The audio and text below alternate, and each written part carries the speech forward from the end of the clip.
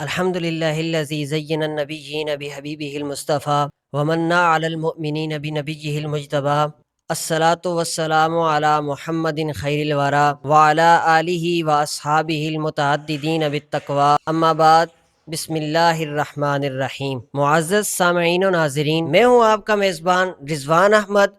آپ دیکھ رہے ہیں ابو حنیفہ پوڈ کاسٹ، اور ہمارے ساتھ جو مقتدر علمی شخصیت تشریف فرما ہیں، پیر طریقت، رہبر شریعت، مفکر اسلام، انجینئر علامہ حافظ محمد آصف قادری صاحب۔ حضرت، سب سے پہلے ہم آپ کو اپنے اس پروگرام میں خوش آمدید کہتے ہیں، اور آج ہم آپ کے ساتھ ایک نہایت اہم اور فکر انگیز موضوع پر گفتگو کرنے جا رہے ہیں، روزہ اور تقویٰ، جو ہر مسلمان کی عملی زندگی سے گہرا تعلق رکھتا ہے۔ حضرت، ہم قرآن کریم میں روزوں کی فرضیت کو دیکھتے ہیں، اور آج کے دور میں بہت سے لوگ روزہ رکھتے ہیں مگر اس کی روح اور اس کے مقصد سے پوری طرح واقف نہیں ہوتے۔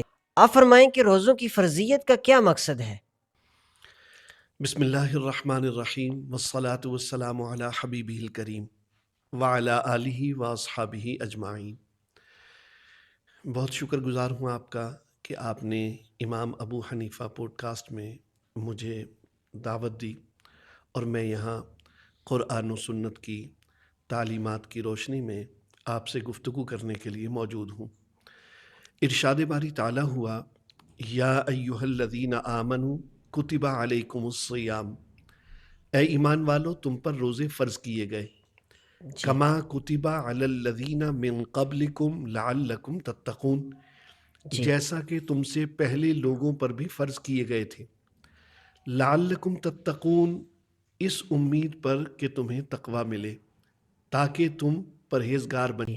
قرآن کریم نے روزوں کی فرضیت کا مقصد تقوی کا حصول قرار دیا۔ اب ذہن میں یہ سوال پیدا ہوگا کہ تقوی کیا ہے؟ جی بالکل۔ تقوی قرآن و سنت کے احکامات پر عمل کرنے کا نام ہے۔ یہ بہت ہی سادہ اور مختصر سی تعریف میں نے آپ کے سامنے پیش کی۔ یعنی اللہ تعالیٰ اور اس کے حبیب صلی اللہ علیہ وسلم کے احکامات پر عمل کرنا، جن چیزوں سے انہوں نے منع فرما دیا ان سے باز رہنا، اور جن کاموں کے کرنے کا انہوں نے حکم دیا ان پر عمل کرنا، یہ تقویٰ ہے۔ بعض احباب نے اس کو اس انداز میں بیان کیا کہ تمہارا رب تمہیں وہاں سے غیر حاضر نہ پائے جہاں حاضر ہونے کا اس نے حکم دیا، اور تمہیں وہاں نہ دیکھے جہاں جانے سے اس نے منع فرمایا، یہ تقویٰ ہے۔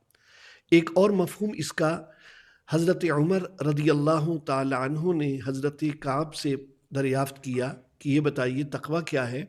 تو وہ عرض کرنے لگے، یا امیر المؤمنین، اگر آپ کو کسی ایسے راستے پر گزرنا پڑے جس کے دائیں بائیں کانٹے دار جھاڑیاں ہوں اور جگہ تنگ ہو، تو آپ وہاں سے کیسے گزریں گے؟ حضرت عمر رضی اللہ تعالیٰ عنہ نے فرمایا کہ میں اپنے لباس کو سمیٹ کر اور دائیں بائیں کانٹوں سے بچتے ہوئے اس راستے سے گزروں گا۔ سبحان اللہ۔ تو انہوں نے عرض کی کہ یا امیر المؤمنین، یہی تقویٰ ہے۔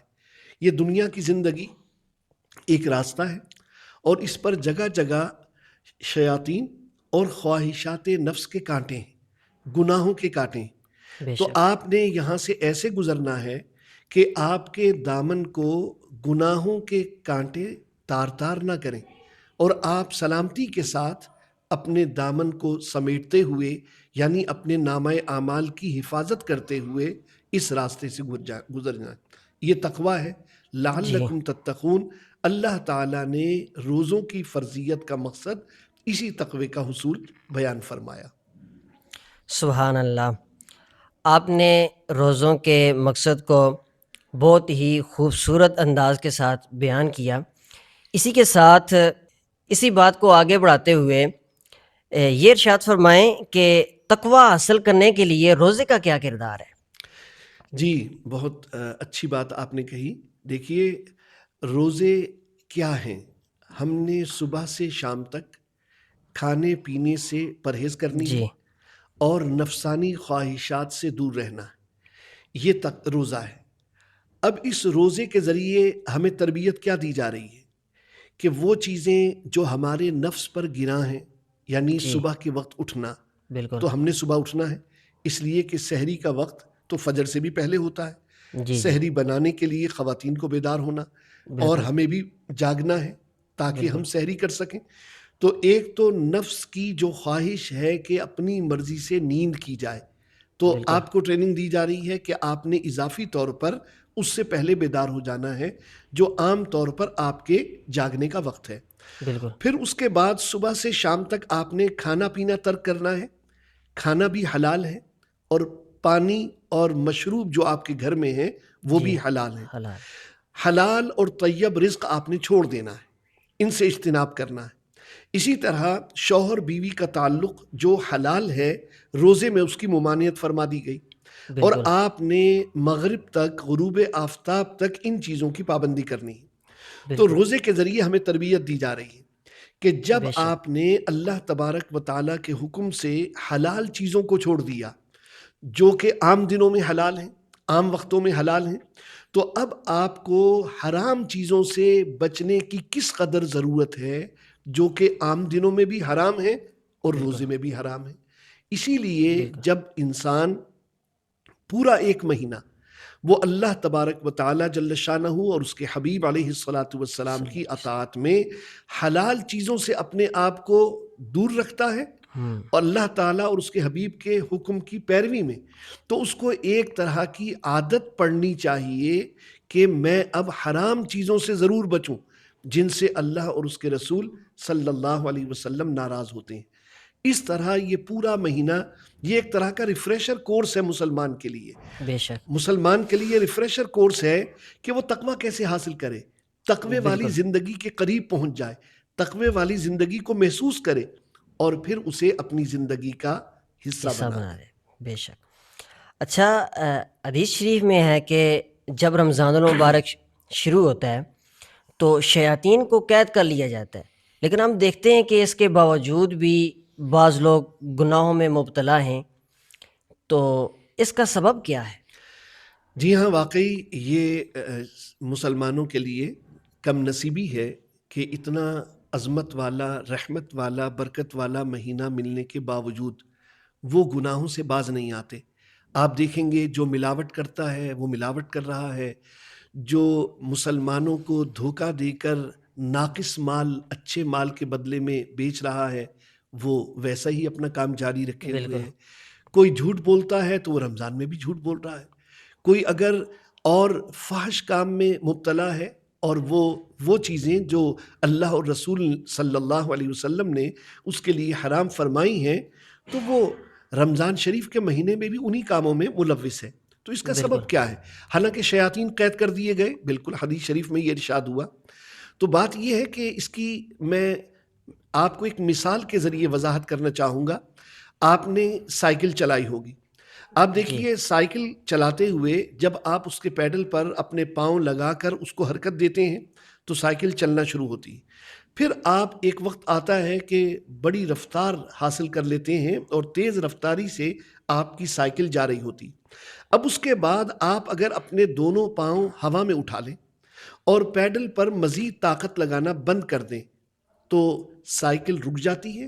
نہیں، سائیکل چلتی رہتی. بالکل بالکل اسی طرح جیسے آپ دیکھیے آپ موٹر سائیکل چلا رہے ہیں، آپ کار چلا رہے ہیں، آپ نے سوئچ آن کیا، گاڑی سٹارٹ ہو گئی اور گاڑی چلنا شروع ہوئی، پہلے گیئر میں، دوسرے میں، چوتھے گیئر میں چلی گئی. اب جی اس کے بعد آپ سوئچ آف کر دیں. جب آپ سوئچ آف کر دیں گے تو آپ دیکھیں گے کہ گاڑی فوراً رکتی نہیں ہے. بالکل گاڑی کی اسپیڈ تو ہلکی ہونا شروع ہو جاتی جی جی مگر گاڑی چلتی ہی چلی جاتی.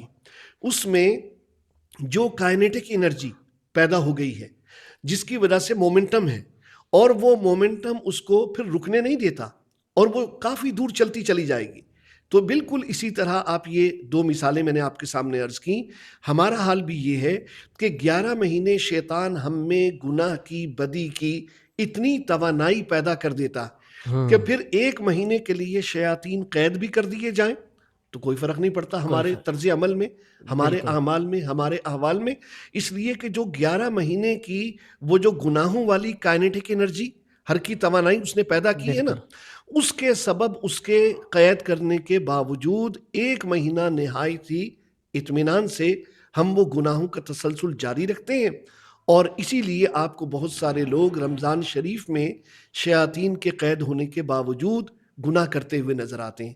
اس کا سبب وہ گناہوں والی توانائی ہے جو 11 مہینے تک شیطان ہم میں انجیکٹ کرتا رہا، ہم میں وہ توانائی پیدا کرتا رہا، یہاں تک کہ اب 1 مہینہ اسی توانائی کے زیر اثر ہم پھر گناہوں کا تسلسل جاری رکھتے ہیں اور تقوی سے محروم رہتے ہیں۔ بالکل بالکل۔ اچھا، قرآن کریم میں موجود ہے کہ روزوں کی فرضیت کا جو مقصد ہے وہ تقوی ہے، پھر بھی ہم دیکھتے ہیں کہ معاشرے میں لوگ روزہ رکھتے ہیں، اس کے باوجود بھی وہ متقی و پرہیزگار نہیں بن پاتے۔ جی، یہ وہی بات ہے جس کا کچھ حصہ میں نے پہلے عرض کیا، اسی ہم مثال سے اپنی گفتگو کو مزید آگے بڑھا سکتے ہیں کہ دیکھیے، جب وہ شیطان نے اپنی گناہوں والی توانائی ہم میں داخل کی اور ہم گناہوں کے عادی ہو گئے، 11 مہینے ہم گناہ کرتے رہے، اب اس کے بعد یکا یک ہم کیسے متقی بن سکتے ہیں؟ 1 مہینے کے روزے ہم میں تقوی کیسے پیدا کر سکتے ہیں؟ بالکل تو اس کو ہم پھر اسی مثال کے ذریعے سمجھیں گے کہ بھئی اگر میں آپ سے کہوں وہ سائیکل وہیں رک جانی چاہیے جہاں آپ نے اس پر مزید توانائی لگانا بند کی تھی، تو آپ جی، کہیں گے اس کے لیے تو بریک لگانے پڑیں گے۔ بالکل بالکل جناب، یعنی سائنس یہ کہتی ہے کہ جو توانائی آپ نے اس میں پیدا کی، آپ اس کے مخالف سمت میں اب توانائی لگائیں اور وہ بالکل مخالف توانائی پہلے والی توانائی پر غالب آئے گی جی، تو سائیکل رک جائے گی۔ آپ نے کار چلا رہے ہیں، 100 کی سپیڈ پر چلے گئے آپ، اگر آپ نے اس کو روکنا ہے تو اس کے لیے آپ کو بریک لگانے پڑیں گے، اور بریک لگانے کی توانائی اتنی زیادہ ہونی چاہیے کہ جو اس میں پہلے سے ہر کی توانائی موجود ہے وہ اس کو جو ہے ختم کر دے اور اس کے جواب میں اس کے مخالف توانائی کے طور پر غالب آ جائے۔ بس یہ جو فارمولہ ہے اس کو ہم یہاں عملی زندگی میں منطبق کریں تو قرآن کریم میں ارشاد ہوا الا من تاب وآمن وعمل صالحا، مگر جو سچی توبہ کرے اور ایمان لائے اور اعمال صالحہ کرے، یعنی اگر ہم نے گناہوں کا تسلسل نہیں روکا تقوی نہیں ملے گا۔ اگر جی، ہم نے تقوی حاصل کرنا ہے تو پہلا اسٹیپ یہ ہے کہ ہم گناہوں کا تسلسل روک دیں، اور جو گناہوں پر بریک لگانا ہے، زیادہ توانائی مخالف سمت میں اس پر لاگو کرنا ہے، اس کے لیے ضروری ہے کہ ہم سچی توبہ کریں۔ اور سچی توبہ کے بنیادی ارکان میں سے یہ ہے کہ ہمیں اپنے گناہوں پر شرمندگی ہو اور ہم اللہ تعالیٰ کی بارگاہ میں ندامت کے آنسو بہائیں، اللہ تعالیٰ سے استغفار اور توبہ اور مغفرت طلب کریں، اور اس کے بعد ہم یہ وعدہ کریں رب کریم سے کہ مولا جو کچھ ہو چکا سو ہو چکا، آئندہ ہم یہ گناہ نہیں کریں گے۔ جی، یہ ہے سچی توبہ۔ جب سچی توبہ ہوگی تو گویا یہ آپ نے گناہوں سے بریک لگا لیے۔ جب آپ نے رب کریم سے وعدہ کر لیا کہ اب میں مزید یہ گناہ نہیں کروں گا، تو پھر اللہ تعالیٰ آپ کے لیے تقوی کا راستہ کشادہ فرما دیتا۔ بے تو شک، قرآن کریم نے فرمایا الا من تاب، مگر جو سچی توبہ کرے، وآمن، اور وہ ایمان لائے۔ اب اگر وہ پہلے سے مومن ہے تو قرآن کریم میں ایک اور جگہ ارشاد ہوا یا ایھا الذین آمنوا آمنوا باللہ ورسولہ، اے ایمان والو ایمان لاؤ اللہ اور رسول پر، یعنی جو ایمان لانے کے تقاضے ہیں نا انہیں محسوس کرو، جو ایمان لانے کا حق ہے وہ ادا کرو۔ صرف زبان سے اقرار کرنا، صرف زبان سے کہنا کہ میں مسلمان ہوں اور میں توبہ کرتا ہوں، یہ کافی نہیں ہے۔ آپ نے توبہ کے تقاضوں کو جب محسوس کر لیا تو آپ اللہ تبارک و تعالیٰ سے اپنے تعلق کی تجدید کیجئے، ایمان کی تجدید کیجئے۔ آپ پھر اللہ تعالیٰ کی بارگاہ میں عرض کیجئے مولا تو میرا رب ہے، میں تیرا بندہ ہوں، تیرے سوا مجھے کسی اور کی بندگی نہیں کرنی، نہ شیطان کی بندگی، نہ نفسانی خواہشات کی بندگی۔ مولا میں صرف تیری ہی بندگی کروں گا، تیرے حبیب مکرم صلی اللہ علیہ وآلہ وسلم ہی کی اطاعت کروں گا۔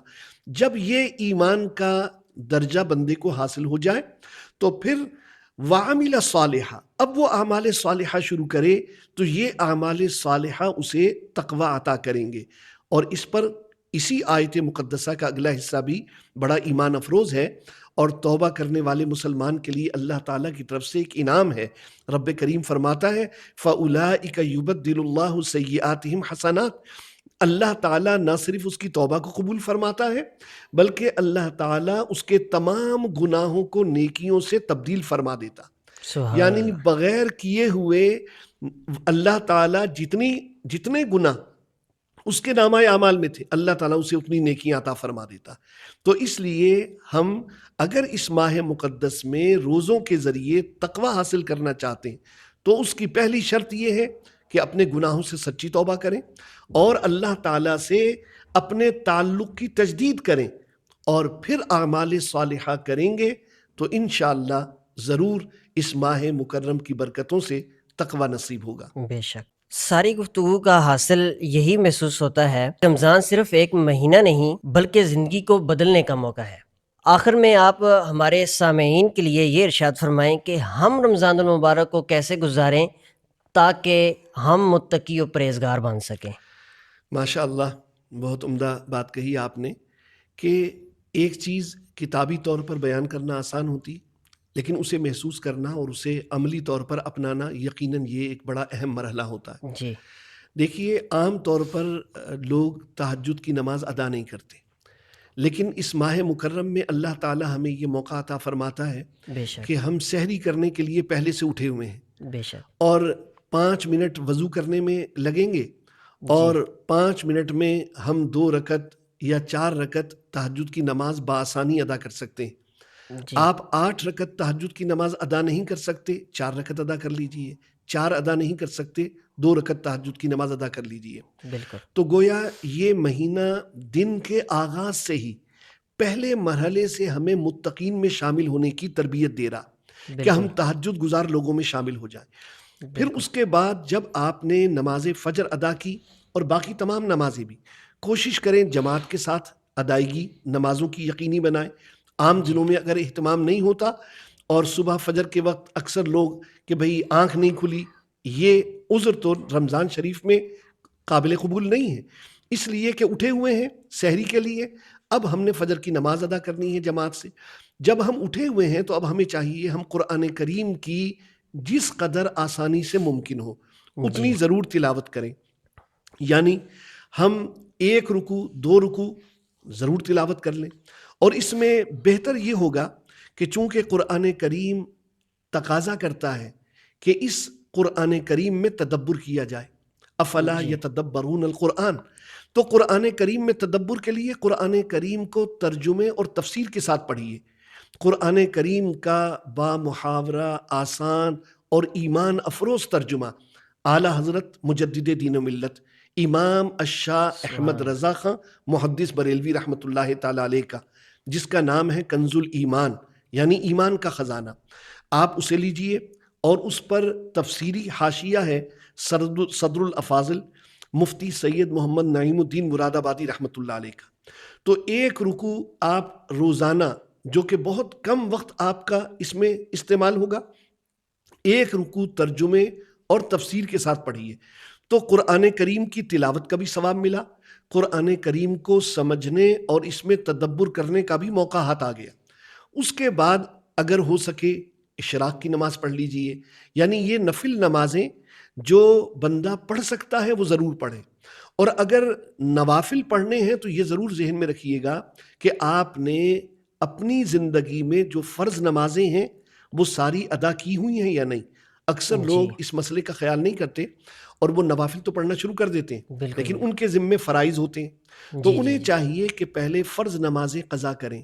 فرض نماز بندے کے ذمے جب تک ہو اس کے نفل قبول نہیں ہوتے، اس لیے کوشش کی جائے کہ اپنے ذمے جو قضا نمازیں ہیں ان کا باقاعدہ حساب کیا جائے کہ میرے ذمے اتنے سال اتنے مہینوں کی قضا نمازیں ہیں، تو صرف فرض قضا ہوں گے اور وتر قضا ہوں گے، اور تہجد کے وقت میں وہ اپنی قضا نماز پڑھیں، تہجد کے وقت میں وہ قضا نماز پڑھیں گے، انشاءاللہ رب کریم انہیں تہجد کا بھی ثواب عطا فرمائے گا۔ اسی طرح وہ باقی نمازوں میں نوافل کی بجائے قضا نمازیں پڑھنا شروع کر دیں تو یہ رمضان شریف ایک ایسا موقع بن جائے گا جس میں وہ اپنی قضا نمازوں کو ادا کرنا بھی شروع کر دیں گے، اور یہ سلسلہ رمضان شریف کے بعد بھی جاری رکھا جا سکتا ہے کہ ایک آپ نے نماز ظہر ادا کی تو اس کے ساتھ 1 یا 2 ظہر کی قضا نمازیں پڑھ لیجئے، اور پھر مغرب کا وقت آ جائے تو یہ حدیث شریف میں آیا کہ روزے دار کی دعا قبول ہوتی، تو کوشش کریں کہ افطار سے پہلے ضرور اپنے لیے ہدایت، تقوی اور اس طرح کی بھلائیوں کی دعا مانگیں۔ اور پھر تراویح ایک اضافی نماز ہے، اور جی یہ ایسی نماز ہے کہ میرے اور آپ کے آقا کریم صلی اللہ علیہ وسلم نے صلی اللہ علیہ فرمایا وسلم، من قام رمضان ایمانا و احتسابا، اب یہاں بھی احتساب کا لفظ آیا حدیث پاک میں، جو کوئی رمضان میں قیام کرے ایمان اور احتساب کی نیت سے، تو جناب اپنی اصلاح، اپنے اعمال کا تنقیدی جائزہ، اپنے اعمال کا محاسبہ، یہ دین کو مطلوب ہے، اور رمضان شریف اس کا بہترین موقع، تراویح 20 رکعت جماعت کے ساتھ پڑھنی ہے، یہ لازم کر لیجئے، اور اس میں کوشش ہو کہ ایک ہی مسجد میں تراویح ادا کریں تاکہ قرآن کریم کی مکمل تلاوت آپ تراویح میں سماعت فرما سکیں۔ اس لیے تراویح کا اہتمام بالکل اچھے طریقے سے کیا جائے، اور دل جمعی کے ساتھ، خلوص کے ساتھ قرآن کریم کی تلاوت کو سنا جائے۔ اس طرح صبح سے شام تک ہمیں جہاں یہ خیال ہوگا کہ ہم نے حلال چیزوں سے بچنا ہے، وہیں ہمیں اس چیز کا بھی لحاظ ہونا چاہیے کہ ہم حرام چیزوں سے اپنے آپ کو محفوظ رکھیں۔ اور یہاں میں یہ حدیث پاک بھی آپ کے سامنے ذکر کرنا ضرور چاہوں گا کہ آقا و مولا صلی اللہ علیہ وسلم نے ارشاد فرمایا کہ جو شخص روزہ رکھ لے مگر جھوٹ بولنا اور جھوٹ پر عمل کرنا نہ چھوڑے اللہ تو اللہ تعالیٰ کو اس کے بھوکے پیاسے رہنے کی پرواہ نہیں، اللہ اللہ تعالیٰ کو اس کے بھوکے پیاسے رہنے کی ضرورت نہیں۔ اور دوسری حدیث شریف میں ارشاد ہوا کہ بہت سے روزے دار ایسے ہیں جنہیں سوائے پیاس کے کچھ حاصل نہیں ہوتا، یعنی اجر و ثواب نہیں ملتا۔ تو روزہ رسم نہیں ہے، جی روزہ عادت کے طور پر نہ رکھا جائے، عبادت کے طور پہ رکھا جائے۔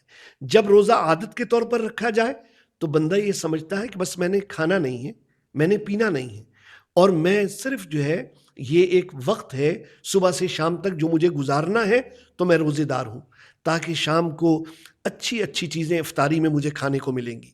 یہ سوچ یہ عادت والے روزے کی ہے، اور عبادت والے روزے کی سوچ یہ ہے کہ میں رب کا بندہ ہوں، سارا دن میں نے کوئی ایسا کام نہیں کرنا جو اللہ اور اس کے رسول صلی اللہ علیہ وسلم نے منع فرمایا ہے۔ اس لیے وہ آدمی پھر صرف پیٹ کا روزہ نہیں رکھتا، وہ اپنی آنکھوں کا بھی روزہ رکھتا ہے، بے اپنی شک آنکھوں کو حرام دیکھنے سے بچاتا ہے، بے اپنے شک کانوں کا بھی روزہ رکھتا ہے، اپنے کانوں کو حرام سننے سے بچاتا ہے، اپنی زبان کا بھی روزہ رکھتا ہے، اپنی زبان کو جھوٹ، غیبت، چغلی اور حرام چیزوں سے بچاتا ہے، پھر وہ پورے جسم کا روزہ رکھتا ہے۔ اور یہ وہ روزہ ہے جو قرآن کریم کو مطلوب ہے، لعلکم تتقون، اس لیے کہ یہ تقوی کا حصہ ہے۔ بے تو ہم شک صرف جب رمضان شریف کا مہینہ آئے تو رسمی روزہ نہ رکھیں، عادت والا روزہ نہ رکھیں، بلکہ ہم عبادت کی نیت کے ساتھ ہر لمحے اپنے آپ کو عبادت میں سمجھتے ہوئے، عبادت میں مصروف جان کر پورا وقت گزاریں تو یقیناً یہ بہتر ہوگا۔ اور یہاں قرآن کریم کی وہ آیت مقدسہ بھی ضرور ناظرین کے لیے اہمیت کا باعث ہوگی اور اچھا پیغام پہنچائے گی ان تک کہ ان الصلاۃ تنہی عن الفحشاء والمنکر، بے شک نماز بے حیائی اور برے کاموں سے روکتی ہے۔ تو جیسے عادت والی نماز یہ فائدہ نہیں دیتی، اگر جی عادت والی نماز پڑھی جائے تو بندہ آیا، اس نے وضو کیا اور بس اس نے اللہ اکبر کہا، رکوع کیا، سجدہ کیا اور سلام پھیرا اور چلا گیا، یہ عادت والی نماز۔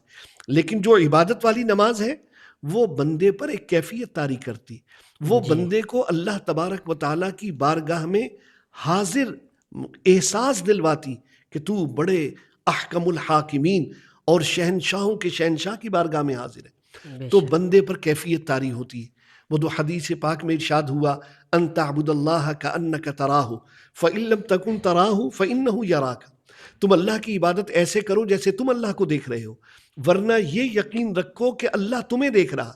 تو یہ کیفیت جب بندے کی آ جائے تو پھر بات عادت تک نہیں رہتی، پھر بات عبادت میں تبدیل ہو جاتی۔ اسی لیے جب آقا کریم صلی اللہ تعالیٰ علیہ وسلم کی بارگاہ میں یہ بات عرض کی گئی کہ فلاں شخص چوری کرتا ہے اور وہ نماز بھی پڑھتا ہے، تو آپ نے ارشاد فرمایا اس کی نماز اسے چوری سے روک دے گی، یعنی اس کی نماز اس کو گناہ سے روک دے گی۔ اور دوسری حدیث شریف میں ارشاد ہوا کہ جس کی نماز اسے بے حیائی اور برے کاموں سے نہ روکے اس کی نماز نماز ہی نہیں۔ تو نماز عبادت کے جذبے سے اور روزہ جی یہ بھی عبادت کے جذبے سے، تو انشاءاللہ ضرور ہماری زندگیوں میں ایک روحانی انقلاب برپا ہوگا۔ سبحان اللہ۔ ہم آپ کے شکر گزار ہیں کہ آپ نے اپنے قیمتی وقت سے ہمیں اپنا وقت عطا فرمایا اور ہمارے سامعین کو اتنی خوبصورت رہنمائی دی۔ اللہ تعالیٰ ہمیں روزوں کے مقصد کو حاصل کرنے اور حقیقی تقویٰ اپنانے کی توفیق عطا فرمائے۔